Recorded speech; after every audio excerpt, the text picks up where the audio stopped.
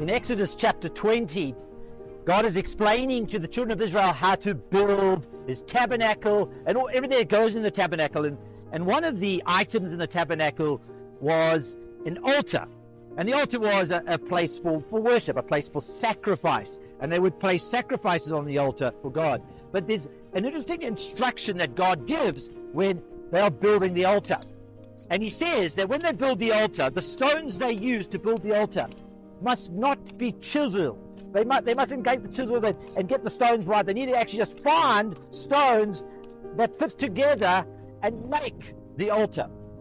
And you think, well, why did God make their life extra hard that they've just got to go find? And you imagine how hard it is to get the exact stones that you can fit together to build the altar. Why did God do that? Well, there's a really important lesson. And the important lesson is that these stones were not to be shaped by human hand. These stones were shaped by the weather. These stones were shaped by God. And that is the lesson. When God is building the altar upon which all praise and sacrifice and worship is made, when God is building his temple, his dwelling place, the stones that make it up, you and I, are shaped by him.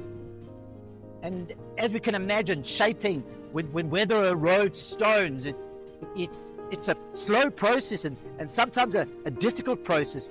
And so in our own lives, when things happen to us, when God works with us in our lives and through struggle and difficulty and pain and joys, God is shaping us.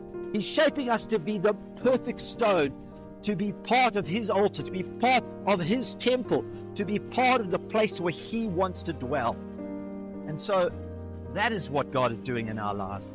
He is the one who is molding us to make us fit perfectly into the final structure which will bring him glory for all eternity.